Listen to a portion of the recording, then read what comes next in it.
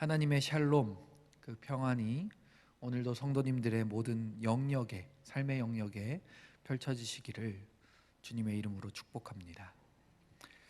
예수님께서 인사하실 때 이렇게 인사하셨다고 알려져 있는데요. 샬롬, 너희에게 평강이 있을지어다. 하나님 나라의 가장 핵심되는 단어 중 하나가 바로 이 샬롬입니다. 평강, 화평, 평화로 해석되어지는데요. 이 샬롬은 다른 어떤 것으로도 회복되어질 수 없습니다. 사람의 어떤 노력으로도 완전한 샬롬을 경험할 수 없는데 한 분으로만 이것이 회복되어지고 완전히 경험되어질 수 있다고 성경은 말합니다.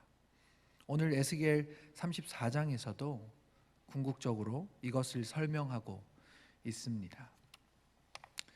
34장에 나오는 중간중간 소제목들을 확인하면 장 전체에 어떤 내용이 흐르고 있는지 어느 정도 파악할 수 있게 되는데요. 소제목을 한번 따라가 보도록 하겠습니다.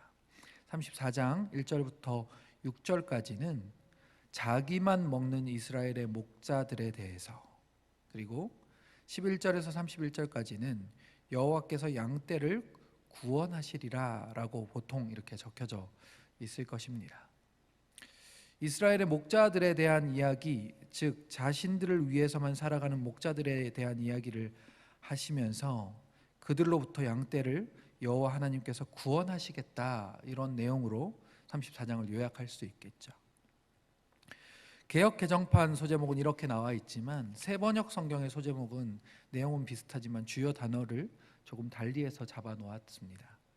1절부터 10절까지 이스라엘의 목자들로 잡았고요. 11절부터 31절까지는 하나님은 선한 목자로 기록하고 있습니다. 새번역 성경의 소제목 두 개는 목자라는 공통 단어가 등장하는 것이죠. 즉 이 34장은 목자에 대한 이야기를 하고 있다 볼 수 있겠습니다. 그렇다면 여기에서 말하는 목자는 누구일까요? 원래 목자는 양떼를 지키고 먹이고 돌보는 사람을 뜻합니다. 그런데 여기서 말하는 목자는 정말 그 말 그대로 양을 치는 직업의 목자를 이야기하는 것 같아 보이지는 않습니다. 왜냐하면 하나님께서도 목자를 자청하시고 계시기 때문이죠. 이것은 비유적 표현으로 우리가 볼 수 있습니다. 바로 사람들을 인도하고 보호하고 다스리는 목자로 비유하고 있는데요. 하나님께서 그 목자를 더 자세히 지칭하고 있는 부분이 있습니다. 23절입니다. 내 한 목자를 그들 위에 세워 먹이게 하리니 그는 내 종 다윗이라. 그가 그들을 먹이고 그들의 목자가 될지라. 이스라엘의 목자를 다윗으로 세우시겠다 말씀하시는 것입니다. 그러면서 24절에 나 여호와는 그들의 하나님이 되고 내 종 다윗은 그들 중에 왕이 되리라. 나 여호와의 말이니라라고 말씀하십니다. 이 에스겔 34장에서 목자는 무엇을 얘기하는 걸까요? 왕을 이야기하는 것이구나 알 수 있게 됩니다. 나라를 다스리고 통치하는 왕을 이 목자로 비유하고 표현하고 있는 것이죠. 그렇다면 소제목으로 다시 돌아가서 앞에 1절부터 10절까지는 이스라엘의 왕들에 대한 이야기, 그리고 11절부터 마지막 절까지는 선한 왕 되시는 하나님에 대해 기록하고 있다, 이렇게 해석할 수 있는 것입니다. 이스라엘의 왕들과 왕 되시는 하나님을 비교해 놓고 있는 것인데요. 하나님은 선하신 왕으로 표현해 놓았다면 이스라엘 왕들은 그렇지 않다는 것을 이야기합니다. 그것을 자기만 먹는 이스라엘의 목자들, 왕들이라고 정리해 놓은 것이죠. 목자는 자기에게 맡겨진 양들을 먹이고 돌보고 지키는 것이 자기의 직무입니다. 그런데 이스라엘 왕들은 그러지 않았던 것 같습니다. 4절인데요. 너희가 그 연약한 자를 강하게 아니하며 병든 자를 고치지 아니하며 상한 자를 싸매지 아니하며 쫓기는 자를 돌아오게 하지 아니하며 잃어버린 자를 찾지 아니하고 다만 포악으로 그것들을 다스렸도다. 그래서 결국 목자가 없는 것이나 마찬가지다. 양들이 들짐승들의 밥이 되었고 온 땅에 양들이 흩어져 버렸다고 5절과 6절을 통해 말씀하고 계신 것입니다. 사실 이스라엘에는 원래 왕이 따로 없었습니다. 그런데 사사시대와 사무엘 시대를 지나면서 백성들이 왕을 요구했습니다. 다른 나라들을 보니까 왕이 있어서 그 왕을 통해 전쟁도 더 잘하는 것 같고 보기에 더 좋아 보였던 것입니다. 그래서 사무엘에게 이스라엘 백성들이 이렇게 요청합니다. 이 부분을 잠깐 좀 찾아보면 좋겠습니다. 사무엘상 8장 5절 말씀인데요. 사무엘상 8장 5절 말씀입니다. 이 부분 사무엘상 8장을 저희가 계속 왔다 갔다 하면서 좀 볼 거니까 표시를 좀 해놓으시고요.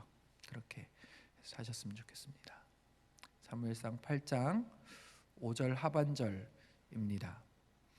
모든 나라와 같이 우리에게 왕을 세워 우리를 다스리게 하소서 한지라. 그랬더니 이것을 사무엘이 기뻐하지 아니하여서 여호와께 기도했고 여호와 하나님께서 사무엘을 통해 왕의 제도에 대해서 엄격히 경고하면서 가르치도록 허락하십니다. 그 왕의 제도에 대한 내용을 요약하자면 이렇습니다.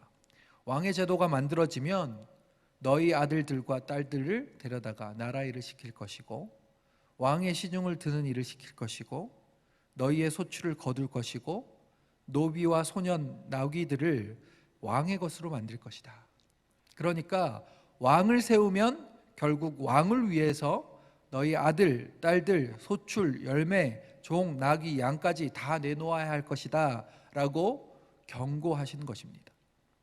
나중에 가서 그때 가서 후회해도 소용없다. 다시 한번 잘 생각해봐 라고 사무엘을 통해서 경고하고 계신 것이죠. 사무엘상 8장 18절입니다. 그날에 너희는 너희가 택한 왕으로 말미암아 부르짖되 그날에 여호와께서 너희에게 응답하지 아니하시리라 하니. 그럼에도 백성들은 이 말을 거절하고 이렇게 이야기합니다. 사무엘상 8장 20절인데요. 같이 한번 읽어보겠습니다. 시작. 우리도 다른 나라들 같이 되어 우리의 왕이 우리를 다스리며 우리 앞에 나가서 우리의 싸움을 싸워야 할 것이니라 하니. 이렇게 세워진 왕들의 대부분은 하나님께서 말씀하신 대로 자신의 안위와 자신의 평안을 먼저 챙기며 백성들의 아픔과 고통에 대해서는 무정하게 여기게 됩니다. 우리가 계속 지금 담임 목사님과 함께 공부하고 있는 수요 성경 공부를 통해서 얼마 전에 들었던 이야기가 에스겔서 34장 4절을 설명해 주는 내용과도 같았습니다. 백성들의 아픔과 고통에 대해서는 무정하고 오히려 포악으로 그들을 다스렸던 내용이었는데요. 르호보암이 나의 아버지 때에는 채찍으로 너희를 다스렸으나 나는 너희를 전갈 채찍으로 징치하겠다라고 한 이야기 말입니다.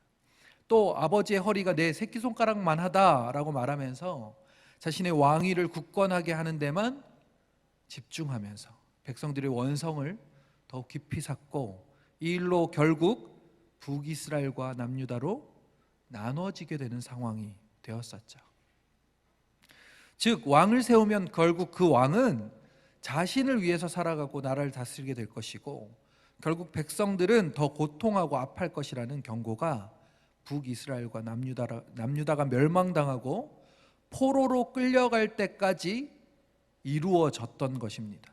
특별히 남유다가 바벨론에게 압제당하기 직전까지 왕과 고관들은 그것과 상관없이 자신들의 이익을 생각하면서 선지자들의 경고, 애굽을 의지하지 말고 바벨론 포로가 되라는 말을 듣지 않고 있다가 잃지 않아도 되는 수많은 백성들의 목숨을 잃어버리고 결국 나라까지 빼앗겨 버리게 된 것처럼 말입니다.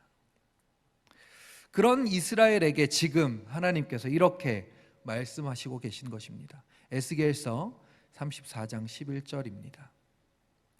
참으로 나 주 하나님이 말한다. 내가 나의 양떼를 찾아 돌보아 주겠다. 그러면서 양떼들을 찾아내 그들을 시냇가와 그 땅 거주지에서 그들을 먹이겠다 말씀하십니다. 좋은 우리에 누워 있도록 산에서 살찐 꼴, 그러니까 좋은 풀을 먹일 것이다 라고 말씀하시고 계십니다. 원래 이스라엘의 진짜 왕은 하나님이셨습니다. 그 근거를 사무엘상 8장 7절에서 찾아볼 수 있습니다. 여호와께서 사무엘에게 이르시되 내 백성이 내게 한 말을 다 들으라.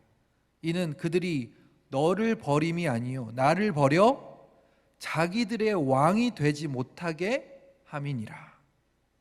왕을 세워달라는 말은 하나님을 왕으로 인정하지 않겠다는 말과 같다고 지금 말씀하고 계신 것이죠. 원래 왕은 하나님이셨습니다. 그리고 완전하시고 선하시며 영원불멸한 왕은 하나님밖에 없습니다. 그 하나님께서 이제 내가 보낼 한 목자를 통해 그 하나님 나라를 회복하게 하시겠다고 선포하십니다. 에스겔 23장 24절인데요. 같이 한번 읽어보겠습니다. 시작. 내가 그들 위에 목자를 세워 그들을 먹이도록 하겠다. 그 목자는 내 종 다윗이다. 그가 친히 그들을 먹이고 그들의 목자가 될 것이다. 그때에는 나 주가 그들의 하나님이 되고 내 종 다윗은 그들의 왕이 될 것이다. 나 주가 말하였다. 다윗은 이 시기로부터 400년 전의 왕이었던 그 다윗을 지칭하는 것이 아닙니다. 하나님께서 다윗과 맺으셨던 그 언약을 통해서 나타나게 될 메시아, 곧 예수 그리스도를 의미하는 것이죠. 하나님 그분이 이 땅에 오셔서 직접 하나님 나라를 회복하시겠다는 선언이기도 하신 것입니다. 그 결과가 25절부터 31절까지의 말씀인 것입니다. 내가 그들과 평화의 언약을 세우겠다, 화평을 이루겠다 말씀하시는 것입니다. 샬롬을 선포하고 계신 것입니다. 구약에서의 예수 그리스도의 복음을 지금 에스겔서를 통해서 말씀하고 계신 것이죠. 23절부터 31절까지 오늘 잠깐 시간을 내셔서 개인적으로 다시 한번 읽어보셨으면 좋겠습니다. 그래서 우리의 영원한 왕 되신 예수 그리스도를 묵상하고 또 죽으시고 부활하신 그분의 놀라운 생명의 길, 그분만이 우리의 선한 목자 되시며 우리를 푸른 초장과 쉴만한 물가로 인도하여 주시는 분이심을 다시 한번 확인하게 되시기를 소망합니다. 예수 그리스도만이 하나님 나라 그 샬롬의 삶을 우리 가운데 살아가시게 하시는 분이심을 다시 한번 확인하고 그분만을 오늘 하루도 따라가게 되시는 모든 성도님들이 되시기를 주님의 이름으로 축복합니다. 지금도 살아계신 그 예수 그리스도로 인해 오늘도 우리가 기뻐할 수 있는 이유임을 고백하는 하루 되시기를 주님의 이름으로 축복합니다.